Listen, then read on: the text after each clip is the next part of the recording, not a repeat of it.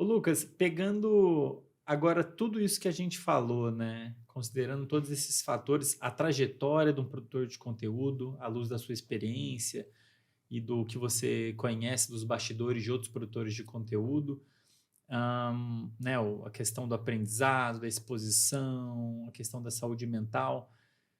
O que que você diria para um produtor de conteúdo que está começando hoje? Um produtor de conteúdo de um modo geral. Imagina Uhum. um, sei lá, um psicólogo, Beleza. ou talvez alguém que está no mestrado, ou alguém com alguma formação específica que quer começar a produzir conteúdo na área médica, na área clínica, na área científica. Uma pessoa que quer produzir conteúdo Aham, bonitinho, de forma constante, mas protegendo o máximo que ela puder a saúde mental dela, para não parar no meio do caminho. perfeito. Acho importante a gente falar de coisa boa, porque a gente Sim. focou muito no negativo aqui. Eu acho que esses são os percalços e eu acredito que se você, primeiro, tiver um parceiro para te ajudar nisso, isso vai diminuir muito o seu risco de ter qualquer problema. Hum. Então eu não hoje eu falo muito isso, não começaria sozinho. Por mais que começar sozinho muitas vezes seja o caminho da maioria das pessoas, eu não começaria sozinho, porque eu tenho certeza, como eu falei, que a gente só está aqui hoje porque nós estamos em equipe. Se eu estivesse sozinho, eu não teria força para aguentar. Então, a equipe, ela se ajuda, né? E torna uma entidade. Mesmo que não seja uma empresa. Pode ser você e um amigo que também te ajude. Mesmo que, sei lá, às vezes o médico pode ter um amigo que gosta de filmar ou que gosta de produzir. Pode ser uma pessoa ali. Uhum. Isso não deve ser uma barreira. Se você não tem uma pessoa para começar com você, beleza.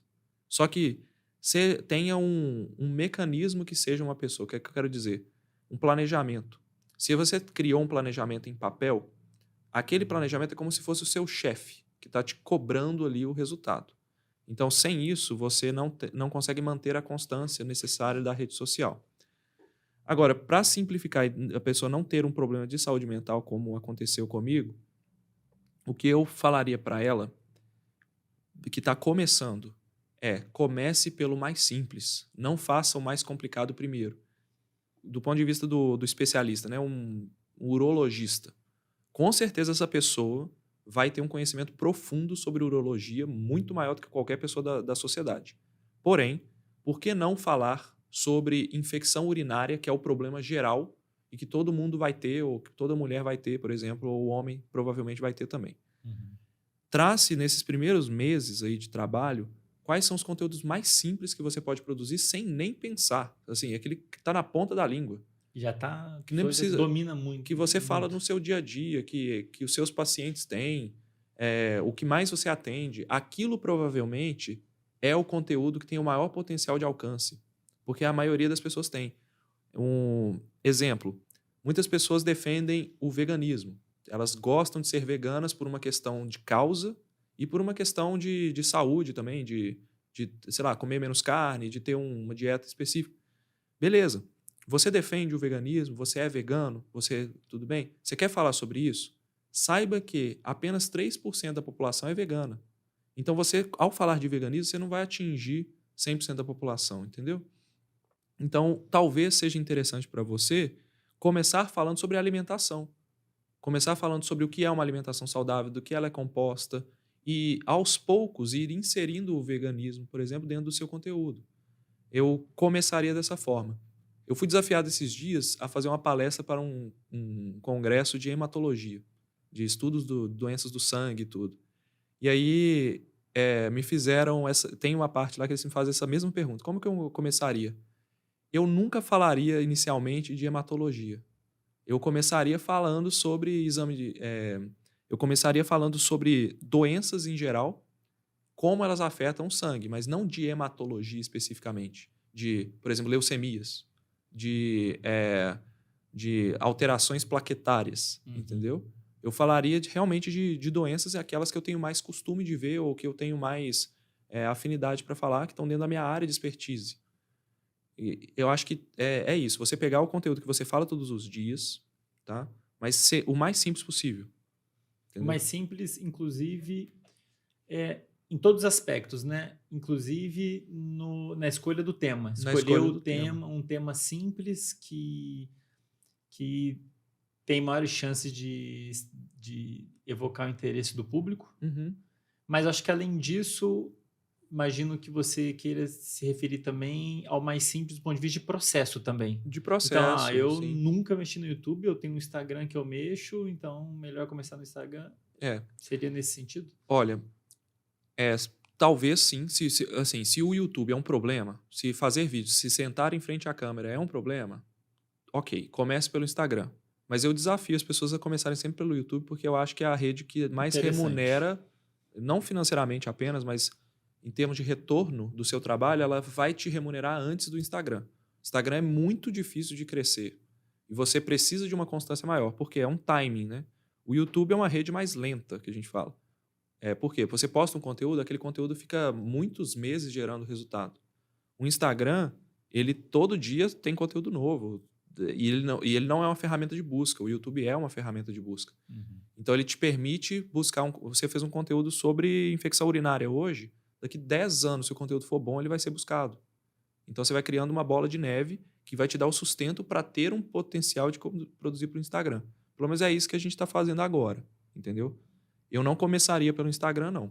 Apesar de que o Instagram, a barreira de entrada é menor, Uhum. mas a competição é maior. Se a barreira de entrada é menor, aumenta a competição. Então você tem que ser muito melhor do que os outros para você se destacar.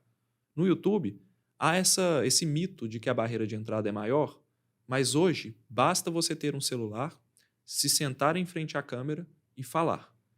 Vai ser muito ruim no início, porque não queira falar como um profissional de comunicação. Mas eu tenho certeza que as pessoas se conectam com a sinceridade, com a honestidade. Se você realmente, genuinamente quer ajudar, vai ter gente, principalmente na área de saúde, né? Vai ter gente para te ouvir. Uhum. Então, traga essa genuidade, essa autenticidade, né? Na sua comunicação, que tem certeza que vai ter gente te ouvindo.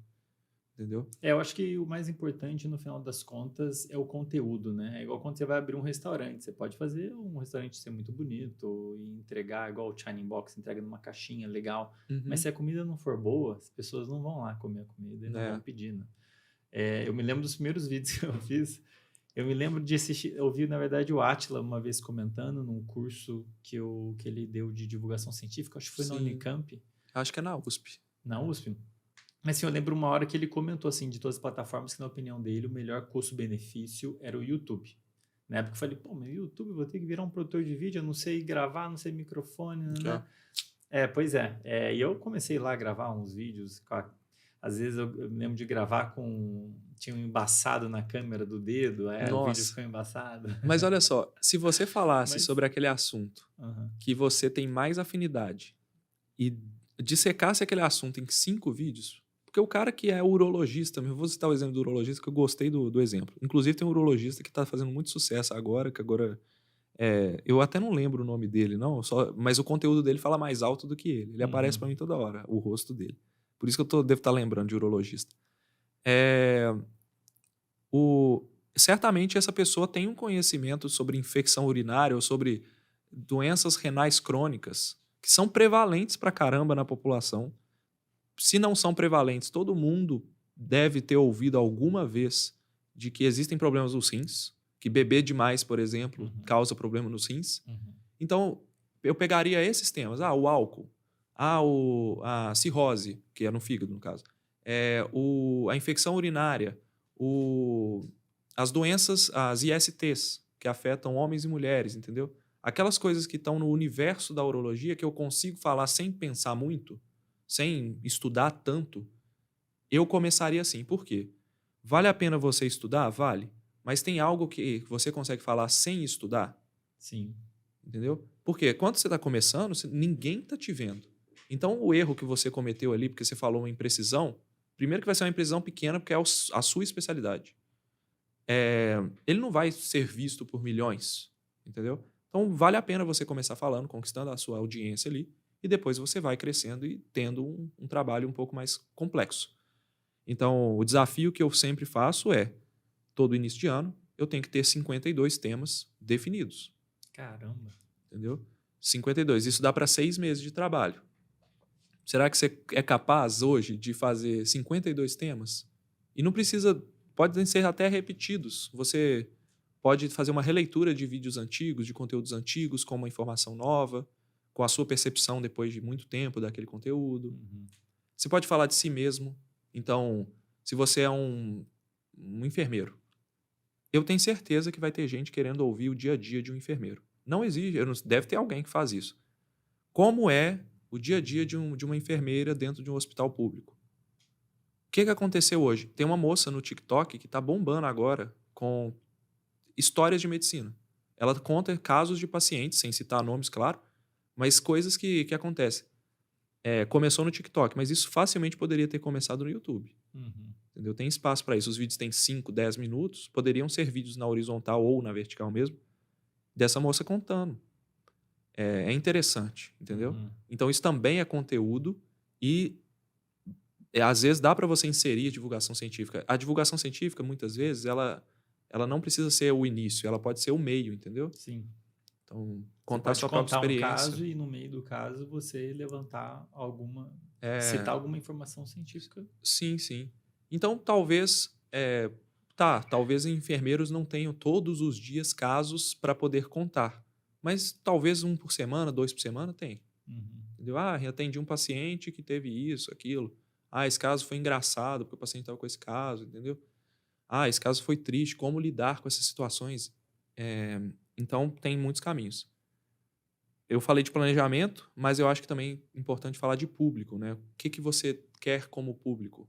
Então, uma enfermeira que quer contar casos, ela está contando casos para a dona de casa, para o seu João, para o advogado ou para outros enfermeiros. Uhum. Então, eu defini isso antes, porque aí ele muda a linguagem, Uhum. saca? Isso eu confesso que isso para mim foi um desafio no início. Eu não sabia muito bem com quem eu ia conversar, porque eu queria falar...